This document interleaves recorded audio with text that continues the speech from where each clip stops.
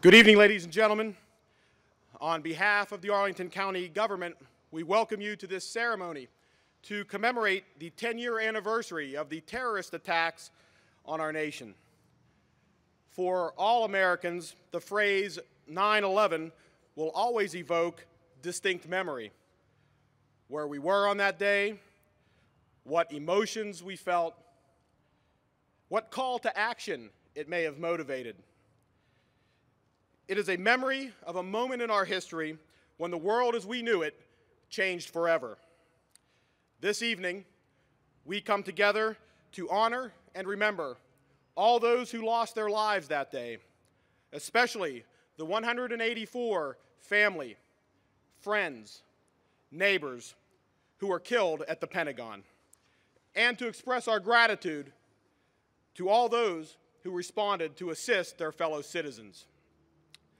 Ladies and gentlemen, please stand for the presentation of the colors by the U.S. Joint Armed Forces Color Guard, the singing of the national anthem by Miss Dominique Lopez Piper of the Wakefield High School Madrigals, the retiring of the colors, and the presentation of a memorial wreath by the Arlington County Fire Department.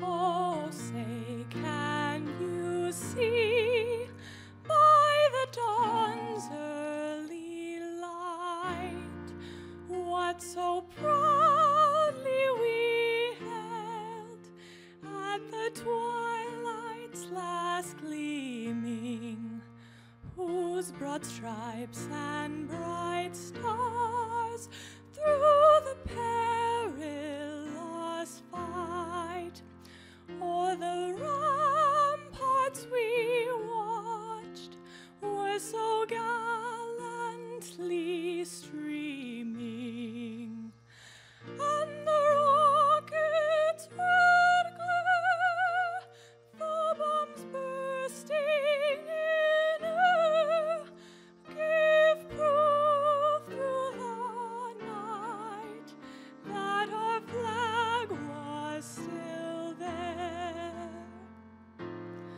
Oh, say does that star-spangled banner yet wave o'er the land of the free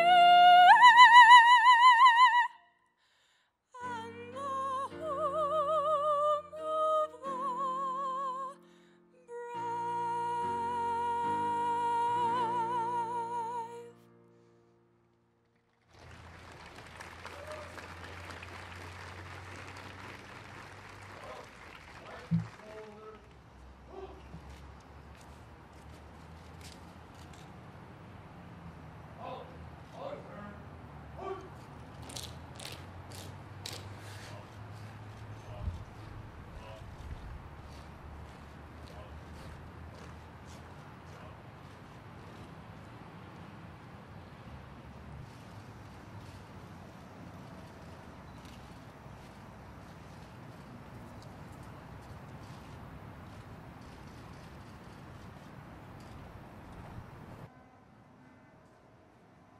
As we remain standing, won't you bow your head in a word of prayer with me?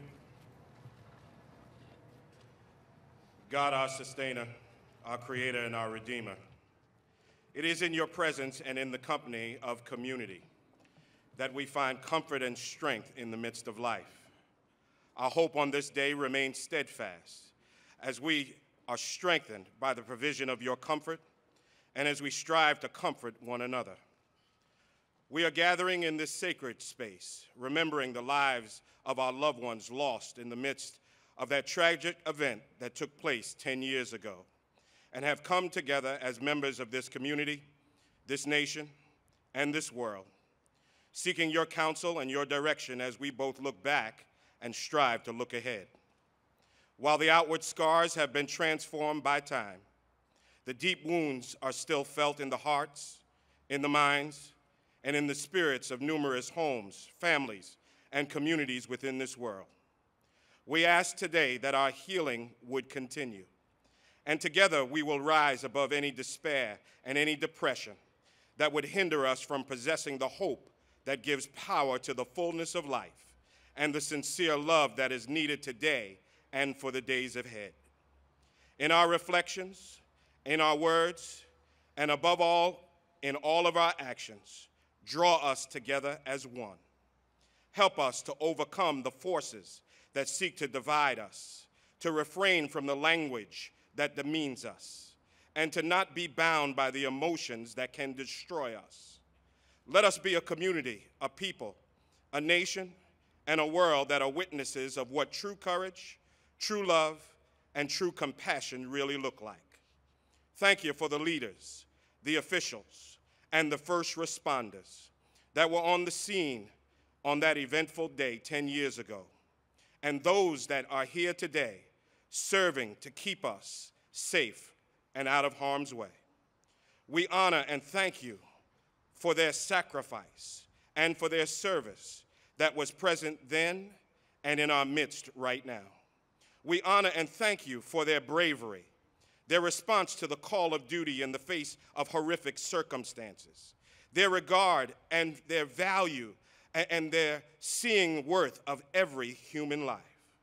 Help us to follow their example and to reach for one another, to serve one another, to comfort one another as we encourage one another.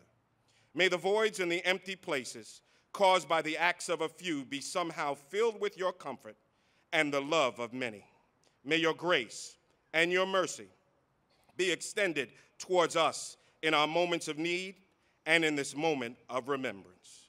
Cover us with your keeping power. Watch over us, because there are still persons filled with hateful hearts in this world. But grant us the capacity to possess the courage, the vision, and above all, the will to be unique instruments of love and messengers of hope that lead to brighter days and better lives. So help us now to know that you are near us and to remember whatsoever things are true, whatsoever things are honest, whatsoever things are just, whatsoever things are pure, whatsoever things are lovely, whatsoever things are of good report, if there be any virtue and if there be any praise, think on these things, and your presence of peace will be with us. Keep us now in this day and in the generations to come. Let your spirit of love guide us and let it transform us. We pray this prayer in the name of all that is holy. Amen.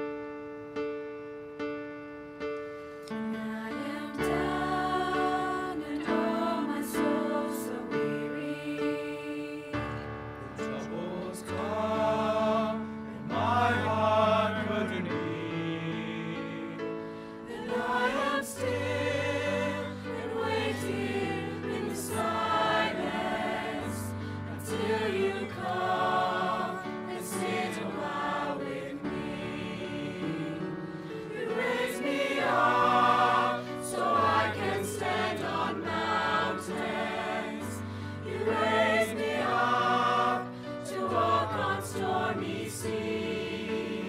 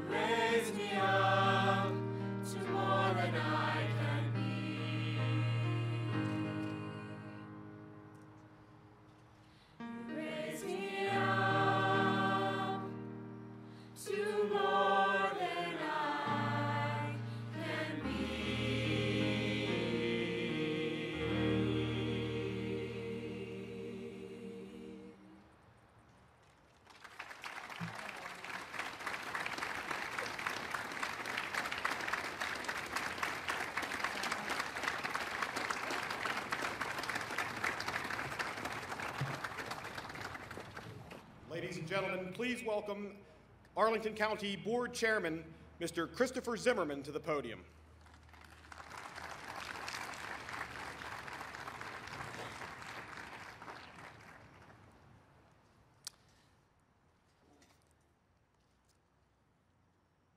Good evening. It's an honor to be here with all of you to remember those we lost 10 years ago during the unprecedented attacks on the Pentagon. This evening is one of remembrance and of healing for everyone as we mark 10 years that have passed since that infamous day. In 2001, I was serving as vice chairman of the Arlington County Board, and like all of you, I'm sure, will never forget the feeling of utter sadness and hopelessness in the immediate moments of September 11th. Nor will I forget the feeling of hope and community as Arlington came together to rebuild and to help restore what was lost. Thank you all again for being here to honor those who we have lost and those who continue to serve. At this time, I'd like you to welcome the president of the Pentagon Memorial Fund, Mr. Jim Lachek.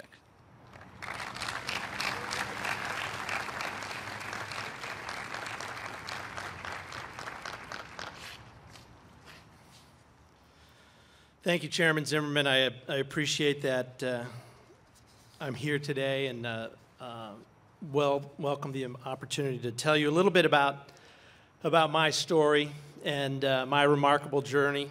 But I do want to thank Barbara for inviting me to speak here today as well, and for making sure we had this great weather this evening, because I knew it was a tough week. My good friend Chief Schwartz, thank you for all you do. Thank you for what you did that day on 9/11. My fellow Hayfield High School and George Mason alum, Chief Scott, it's good to see you. Again, all the Arlington County officials, Virginia officials, thank you all for being here, and all of you special guests for attending here tonight. As I said, I want to tell you a little bit about my remarkable journey after my brother Dave was killed in the Pentagon on 9/11. Just a little bit about myself. I'm the oldest of 4 kids. My father was a career Army. We lived all around the country. We moved here in 1975 after living in Tehran, Iran. I graduated from George Mason University with a degree in accounting and decision sciences. I was the president of the Alumni Association for a while. I lived in Arlington County before I got married to my lovely wife, Lynn, and now I live in Alexandria.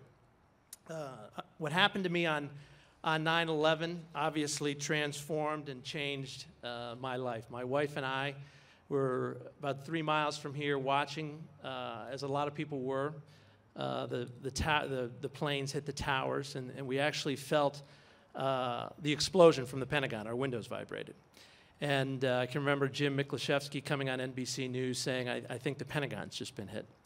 And Dave had just moved back to the area about 10 months before, and we didn't know whether he was in the building or not, because a lot of the Pentagon, or that area that got hit, had been under renovation. So we didn't know whether he would move back into his office or not. And I kept thinking, because he didn't have a cell phone and because he took the carpool into work, that he would just be walking up the street to come see me in a couple of hours. But the longer the day went on, and you watched what was unfolding on TV, the pit in your stomach just kept getting worse and worse. And I realized that toward the end of the day that I needed to go down to Manassas, where his wife Lori and his 2 kids were, to help her figure out what we needed to do.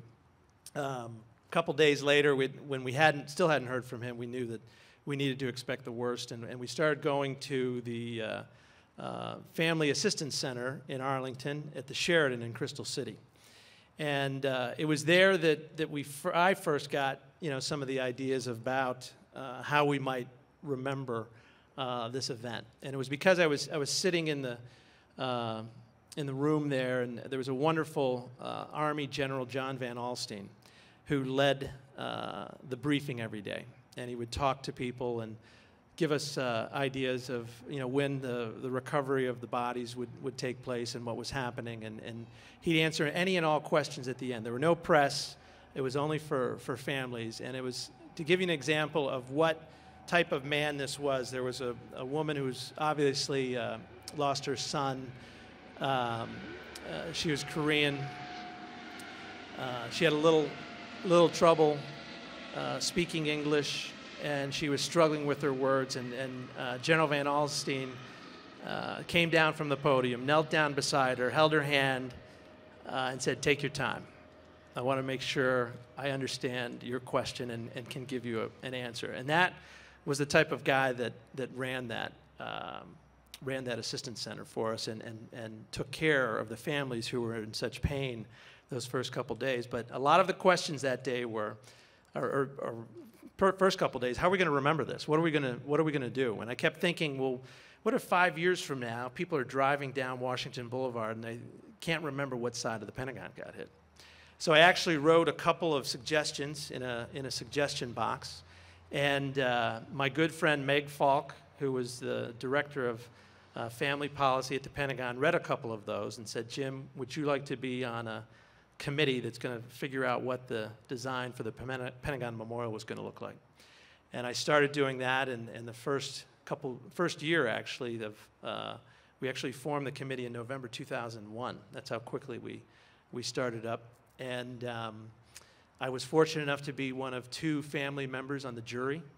And if you can imagine, there was with the Washington, or the National Building Museum downtown next to the Verizon Center. If you can imagine 1,100 entries from around the world, 60 different countries, all 50 states, poster boards 30 inches wide, 40 inches high, in room after room of the Building Museum. I walked around the first time that evening when we had a chance to look at some of these entries, and it brought a tear to my eye because I couldn't believe how many people took the time to create a design. There were some very interesting designs and some very beautiful designs as well. And we went from 1,100 entries down to 44, down to 10, down to 6. And it was a blind competition, meaning that you didn't know who the designers were. It was all just numbers on poster boards. And the final 6, the names were revealed, and they then had a chance to come back again with a scale model of what the memorial was going to look like. And Keith Caseman and Julie Beckman designed the memorial. Their design was the winning one. They were a couple out of New York, and we can see the Pentagon Memorial that they helped create down there below in the behind us. So we had the design. We knew the Pentagon was going to run the construction project for us. So it was really then, how are we going to raise the money? So they turned to the families and said, well, why don't you create a 501c3? It should be easy to raise the money. You could throw up a website. The money will just come rolling in. And I can remember thinking that it's not that easy to raise money. I think it's going to be a little bit harder than that. And I can remember having breakfast with Dr. Merton, the president of George Mason University, and saying, I think I need a little advice. And he said, well, in many ways, they've left you with the toughest job. And the second piece of advice he gave me, he goes that, because he had to do a lot of fundraising, obviously, and going down to Richmond and talk about George Mason, he said the best compliment he ever got was that no one ever knew whether he was a Republican or a Democrat. So I took his advice, and we started the Pentagon Memorial Fund. The family members who were on this steering committee became the board of directors of the fund. And we started on this journey to raise $25 million to help get the memorial designed and built. And I kind of think about how we were going along the way, and we had many different people that help us. And I can remember the first time I had to make a speech at the Pentagon talking about what we were going to do, and my wife was with me and reading some of my remarks, and I talked about how we wanted to reflect and renew. And she goes, it might be a good idea that you talk about remembering people as well. So, she helped me with that, and that's how we came up with the Remember, Reflect, Renew. But I kind of marked time as we raised the money by the $1 million gifts that we got. And we got about $5 million gifts along the way. The first one we got was in April of 2004 from Anheuser-Busch. They gave us $1 million. And it really gave us credibility, because at the time we were trying to raise money and give it to the Pentagon to keep the construction project going. And anybody who's been involved with a capital campaign like I was at George Mason is they have what's known as a quiet period first, and they talk about raising the money first, and then they announce the goal and say, well, all right, we've got a $100 million goal, and guess what? We've already raised $60 million. Well, we didn't have a chance to do that. We had to raise the money as quickly as we could and turn it over to the Pentagon. So that gift from Anheuser-Busch was very important for us as we started on our way.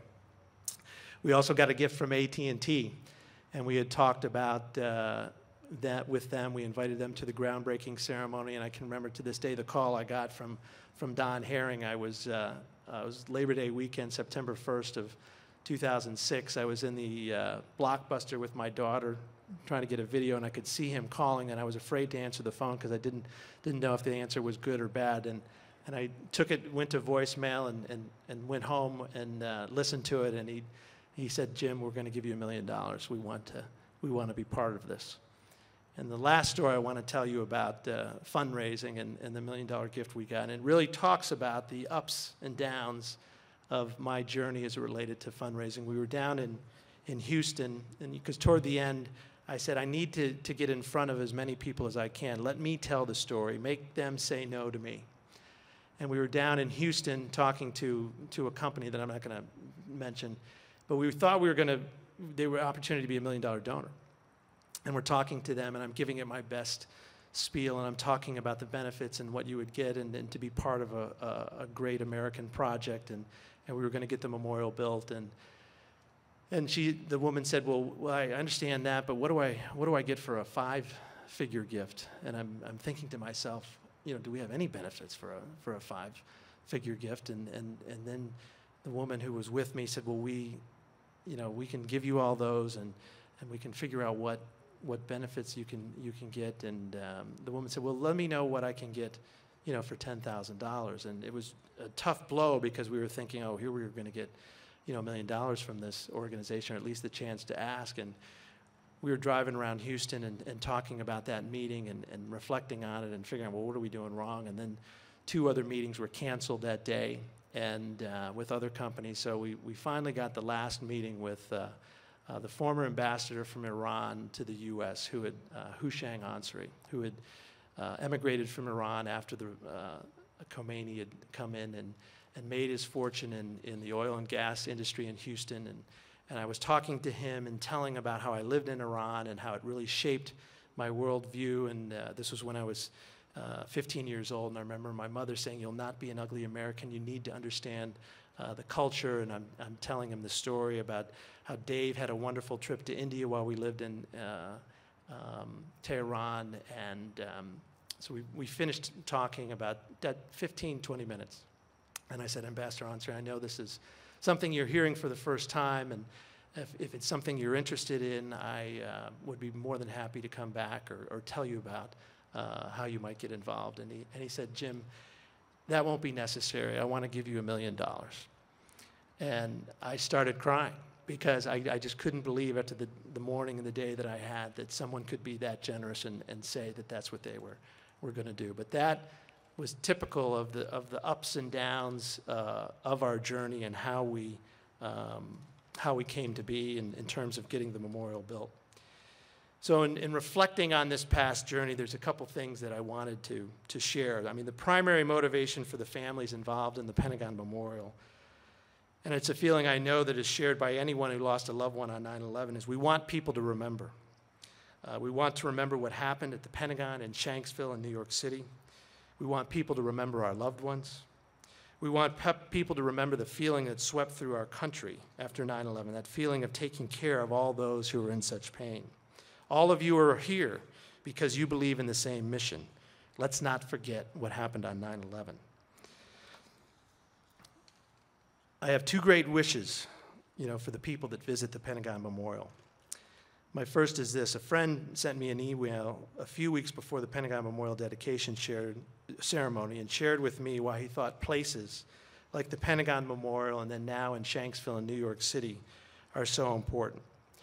He said, places like the Pentagon Memorial allow people to have a private, personal experience. As you walk among the benches with the flowing pools of water and trees, visitors have a chance to connect with a place in their hearts they haven't felt in a while. He said, I believe that there is a connection between heaven and earth, and finding that connection makes everything meaningful, including death. Missing that connection makes everything meaningless, including life. My hope is all of you will be able to make that connection when you visit the Pentagon Memorial. My second wish is for all of us who witnessed what happened that day. It came from a partner that I worked with at Accenture, a very dear friend, Lisa Mascolo. And it relates to the day we dedicated the Pentagon Memorial, but I think it is also very meaningful every year when we mark the anniversary of 9/11. She sent me an email that said, "It's hard to say that you're looking forward to the formal dedication, given the driving events and consequences, but it's an important event that will mark a significant point in our history and a turning point in people's lives, even those who were not directly affected. And it is this group, I believe, those not directly affected, that need to be reminded of the significance of the event so they can think and act differently in a way that brings value to the people lost and, even more importantly, to the future of our country and the world. I view it as a symbol of the need for tolerance and respect for the differences, and I'm looking forward to be reminded of this and to renewing my focus on this essential mission." You know, people have asked me about the 10-year anniversary and how do you feel? Are you sad? Are you mad? Do you miss your brother? What would he think about all this? And what do you think about when you look at the Pentagon Memorial? My brother Dave was the type of guy that made everyone feel that they were his best friend. He had such a special gift for that. And he used to describe very special days, you know, like nights like tonight, when you see the moon and a beautiful service here. He used to describe special days, great days to be alive, as, "Jimbo, today is a dish of a day." Well, I was given a great, great gift. How often in life do you get the opportunity to apply everything you have learned to do something good? That's what the Pentagon Memorial Project was for me. The creation of the memorial was about a magnificent team effort. The families, the Pentagon, the design build team. And look what great things can happen when we all work together to create something good. You know, the Pentagon Memorial Fund took a tragic event and created something positive. The memory of the smoke and fires replaced with a place of solace, peace, and healing. And I believe this is a message for all of us. You can do something great. You can do something positive. You can make a difference. So when I look at the memorial, when I see the leaves and the trees flitter in the breeze, when I see the ripples in the water, when I see the reflected sunshine climb up the sides of the memorial units, I see the beauty of life. For me, the Pentagon Memorial and days like today are a time to celebrate life. So being here with you this evening, being able to talk about the Pentagon Memorial Project, being able to share a little piece of Dave with all of you has certainly made this a dish of a day for me. Thank you for being here. Thank you for never forgetting about what happened to our loved ones and our community on 9/11. Thank you so very much.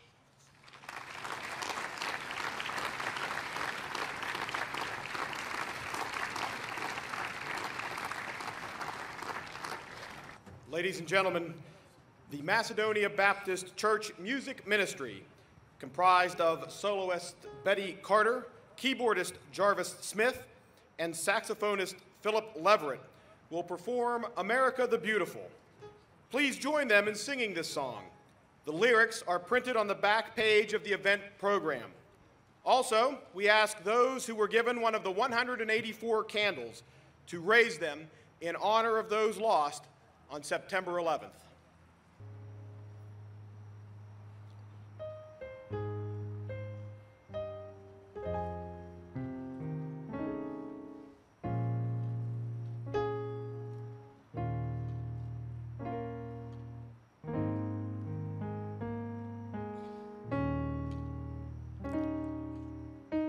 Oh, beautiful for spacious skies, for amber waves of gray, for purple mountains' majesties, above the fruited plains, America, America, God shed his grace on thee and crown thy good with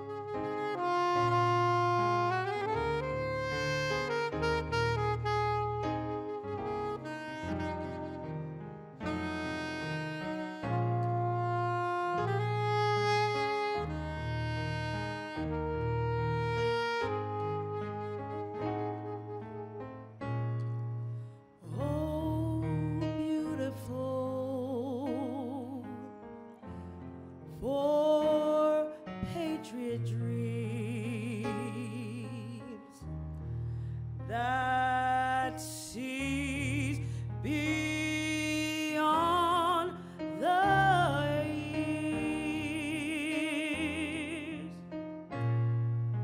Thy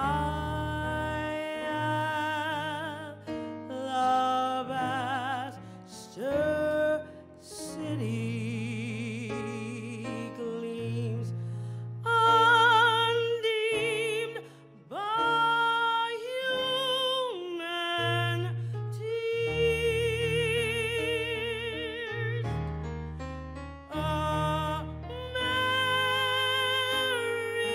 America,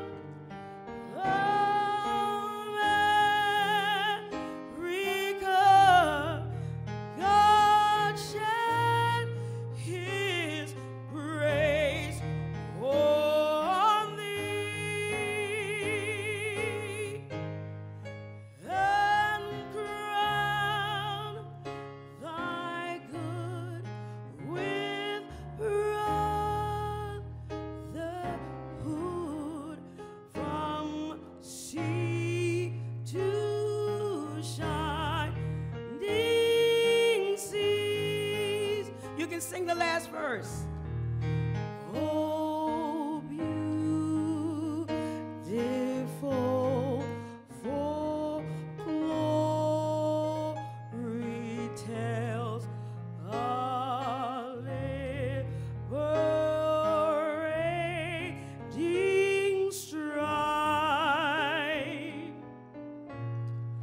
When once and twice for men avail man's lavish precious life. America,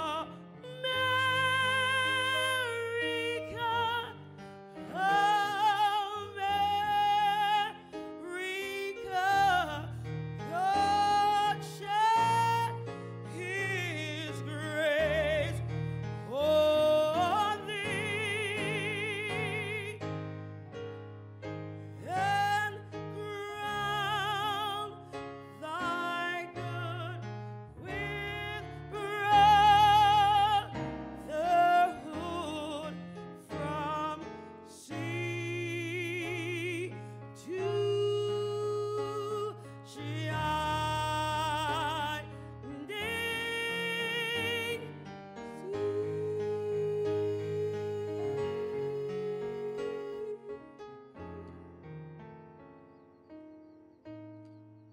from sea to shining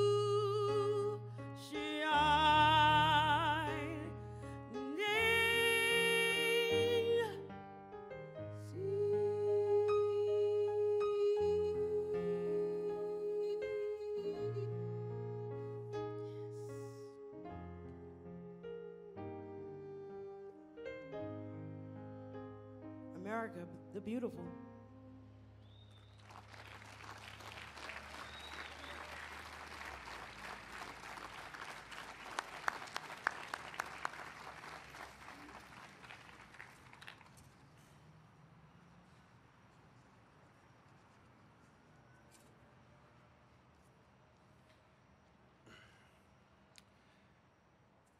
September 11, 2001 was one of the darkest days in our nation's history.